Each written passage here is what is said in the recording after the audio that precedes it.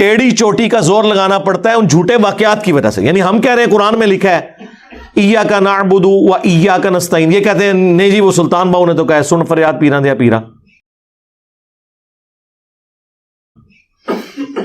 یعنی ہم آیت پڑھ رہے ہیں اور یہ آگے شعر پڑھ رہے ہوتے ہیں, ہم حدیث پڑھ رہے ہوتے ہیں, یہ کہانیاں اور واقعات سنا رہے ہوتے ہیں. پھر کیوں کیا جاندہ جی؟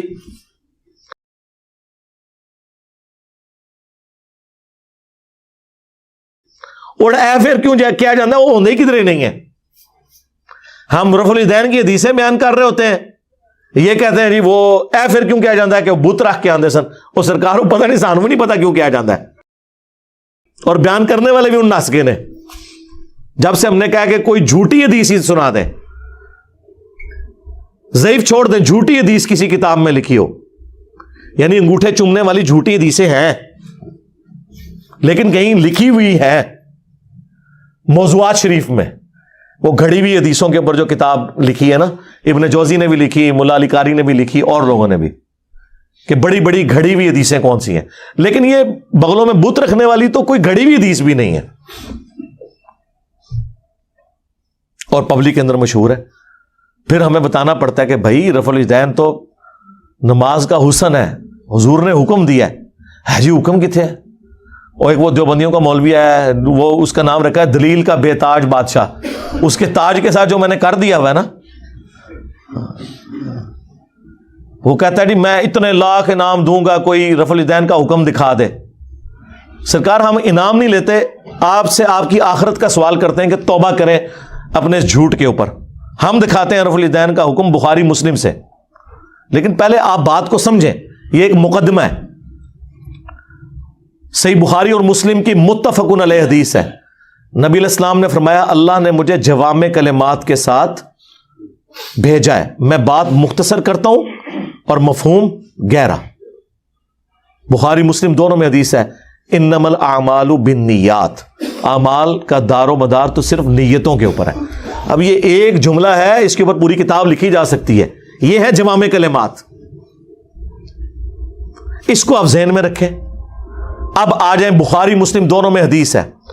مالک بن حویرث کہتے ہیں رضی اللہ تعالیٰ عنہ علیہ السلام, ہم چند نوجوان تھے, 20 دن کے لیے حضور کے پاس گئے, مہمان بن گئے.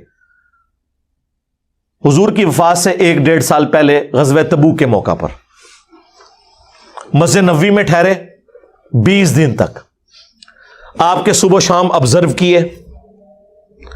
جب حضور نے دیکھا نا کہ اب ہمیں گھر کی یاد ستا رہی ہے, تو اچھے ٹیچر کی یہی نشانی ہے کہ اس سے پہلے کہ کوئی اکتا جائے خود ہی اسے بھیج دیا جائے. آج تو آپ کہتے ہیں نا حضور میں آپ کے زمانے میں ہوتا تو ہر وقت آپ کو وضو کرواتا رہتا.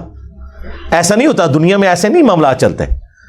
تو وہ کہتے ہیں ہمیں اپنے ماں باپ یاد آنا شروع ہو گئے. تو حضور نے جب یہ دیکھا نا کہ اب یہ ان کا انٹرسٹ لوز ہو رہا ہے, تو آپ نے کہا کہ سب کو اکٹھا کر کے کہا کہ اب اپنے گاؤں ایریا میں واپس چلے جاؤ. جب جانا تو جب نماز کا ٹائم ہو تو تم نے مجھے 5 وقت نماز پڑھتے ہوئے دیکھا ہے, ان اوقات میں تم نے نماز پڑھنی ہے. ایک بندہ اذان دے گا جو زیادہ قرآن جانتا ہے اور عمر میں بھی بڑا ہو, وہ تمہاری امامت کروائے. اور صلو کما رأیتمونی اصلی, اور نماز تم نے ویسے پڑھنی ہے جس طرح مجھے تم نے نماز پڑھتے ہوئے دیکھا ہے. کلیئر ہو گیا؟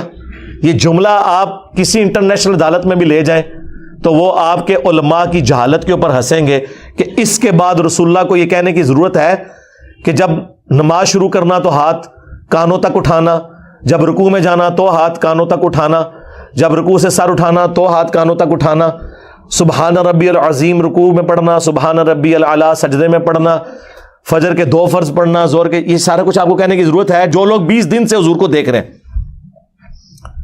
اس کے بعد صرف ایک ہماری ذمہ داری ہے کہ جس شخص کو حضور نے یہ کہا نا تم نے نماز ویسے اسٹیبلش کرنی ہے جس طرح مجھے تم نے دیکھا ہے, ہم اس شخص سے یہ بتا دیں کہ حضور کو نماز پڑھتے ہوئے اس نے کیسے دیکھا ہے. پھر کام ختم ہو گیا نا. رفع الیدین کا حکم آ جائے گا نا بیچ میں, جب آپ نے کہا تم نے نماز اس طرح پڑھنی ہے جس طرح مجھے پڑھتے ہوئے دیکھا, جوامع کلمات ہو گئے. تو سرکار مالک بن حویرث سے پوچھ لیں, بخاری مسلم دونوں میں موجود ہے کہ مالک بن حویرث رضی اللہ تعالیٰ عنہ کہتے ہیں کہ جب نبی علیہ السلام نماز شروع کرتے تو دونوں ہاتھ کانوں تک اٹھاتے. بخاری میں صرف ہے کہ اٹھاتے, مسلم میں ہے کانوں تک, اور بخاری میں عبداللہ بن عمر کی جو حدیث ہے اس میں ہے کندھوں تک. ہتھیلیاں کندھوں کی سیدھ میں، انگلیاں کانوں کی سیدھ میں، یا یوں بھی اٹھا سکتے ہیں، کانوں تک اٹھاتے اور رکوع میں جاتے وقت کانوں تک اٹھاتے، اور رکوع سے سر اٹھاتے تو کانوں تک اٹھاتے۔ مالک بن حویرث خود نماز کا طریقہ سکھا رہے ہیں، بلکہ بخاری میں الفاظ ہیں، وہ کہتے ہیں نماز کا میرا ارادہ نہیں تھا، میں تمہیں نماز سکھانے کے لیے بتا رہا ہوں کہ میں نے نبی علیہ السلام کو اس طرح نماز پڑھتے ہوئے دیکھا ہے رفع الیدین کے ساتھ۔ اور ایون بخاری میں جلسہ استراحت آیا ہے کہ مالک بن حویرث پہلی اور تیسری رکعت میں اس وقت تک نہیں کھڑے ہوتے تھے دوسری اور چوتھی رکعت کے لیے جب تک بیٹھ نہ جائیں دوسرا سجدہ کر کے بھی۔ ویسے تو الگ سے بھی بخاری میں حکم ہے، نبی علیہ السلام نے ایک تیزی سے صحابی کو نماز پڑھتے ہوئے دیکھا تو فرمایا دوبارہ پڑھو، تم نے نماز نہیں پڑھی۔ 3 دفعہ ہوا تو چوتھی دفعہ آپ نے جب اس کو نماز کا طریقہ سکھایا تو اس میں آپ نے فرمایا پوری تفصیل کے ساتھ ہے، جب آپ سجدے پہ پہنچے فرمایا پہلا سجدہ کرو پھر سکون سے بیٹھ جاؤ، پھر دوسرا سجدہ کرو پھر سکون سے بیٹھو، اور پھر اگلی رکعت کے لیے کھڑے ہو۔ اس میں جلسہ استراحت کا ذکر موجود ہے۔ مالک بن حویرث کہتے ہیں میرا ارادہ نہیں تھا، میں صرف نماز سکھانے کے لیے تمہیں بتا رہا ہوں۔ اور مالک بن حویرث وہ ہیں جو حضور کی وفات سے 1-1.5 سال پہلے مسلمان ہوئے ہیں، اور آپ کو دیوبندی بریلوی حنفی یہ کہانی کرا رہے ہیں جی مکے میں رفع الیدین ہوتا تھا، مدینے میں منع ہو گیا، اور رفع الیدین کے جتنے راوی ہیں نا میجورٹی وہ ہیں جو فتح مکہ کے بعد مسلمان ہوئے ہیں، ہجرت مدینہ نہیں، فتح مکہ کے بعد 8 ہجری کے بعد۔ وائل بن حجر کی حدیث ہے مسلم شریف میں، ابو داؤد میں، بلکہ وائل بن حجر تو پھر 1 سال بعد ابو داؤد میں سنن نسائی میں آئے کہ دوبارہ آئے، وہ کہتے ہیں میں نے سردیوں میں دیکھا کہ صحابہ کرام چادروں کے اندر سے رفع الیدین کر رہے ہوتے تھے۔ اس سے یہ بھی مسئلہ پتہ چل گیا کہ چادر کے لیے ہاتھ باہر نکالنے کی ضرورت نہیں، اندر سے بھی رفع الیدین ہو سکتا ہے۔ 8 ہجری میں بندہ مسلمان ہو رہا ہے، 9 ہجری میں وہ دوبارہ سردیوں کے موسم میں حضور کی نماز دیکھنے کے لیے آیا مدینہ شریف، اور رفع الیدین سے پڑھتے ہوئے دیکھ رہا ہے۔ تو مسوخ کس ٹائم ہوا ہے؟ کوئی نہیں ہوا سرکار۔ سنی اور شیعہ دونوں قائل ہیں رکوع میں جاتے وقت، رکوع سے اٹھتے وقت، اور تیسری رکعت سے اٹھتے وقت رفع الیدین کرنے کے اوپر۔ یہ دلیل کے بے تاج بادشاہ جو ہے نا، ان کے تاج کی حقیقت یہ ہے جو میں آپ کو بتا رہا ہوں، یہ لوگوں کا علمی لیول ہے۔ جی رفع الیدین کا حکم دکھائیں، جی دکھا دیا۔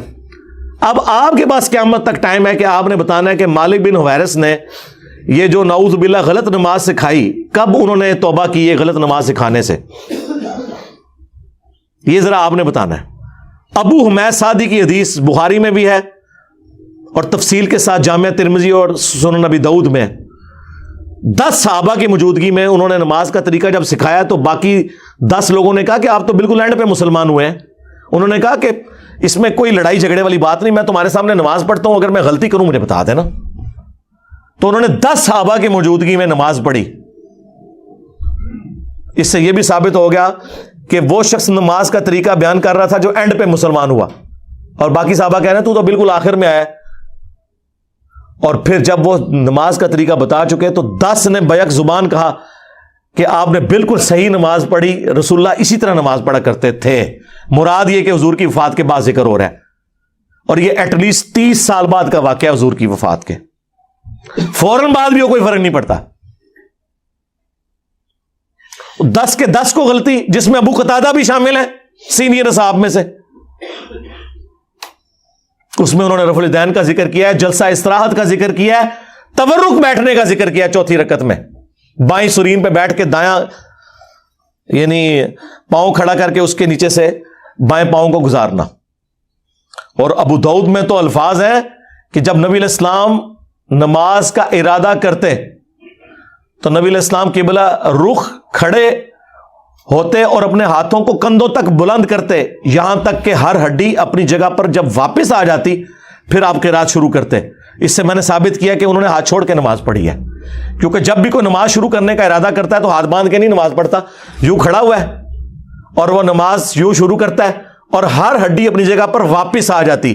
یہاں موقع تھا وہ کہتے ہیں کہ ہر ہڈی دایاں ہاتھ بائیں پر آ جاتا، نہیں، انہوں نے کہا اپنی واپس اپنی جگہ پہ آ جاتی۔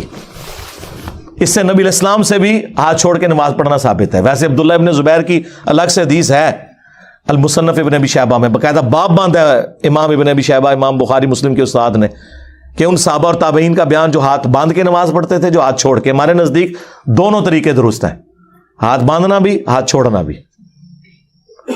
تو وہاں پہ پھر 11 صحابہ کی یہ گواہی ہوگی، 10 وہ اور 11واں جو سکھا رہا تھا.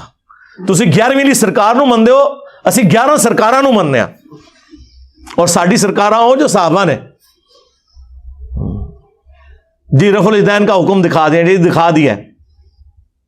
اور آپ رفع الیدین کا مذاق جو اڑاتے ہیں، اللہ سے ڈر جائیں. گھوڑوں کے دموں کے ساتھ اسے تشبیہ دیتے ہیں.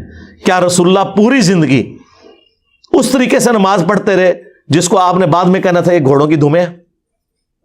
آپ خود سوچیں اغلن، کیونکہ میں نے تو ثابت کر دیا کہ حضور اپنی وفات سے 1 سال پہلے تک کر رہے ہیں. ویسے تو میں نے مسئلہ 70B میں ثابت کیا ہے کہ وفات تک، وہ کہتے ہیں وفات تک کا لفظ جی موجود ہے. جب حضور کی وفات کے بعد صحابہ کرام نماز کا طریقہ سکھا رہے ہیں تو وفات تک ہی ہوا نا.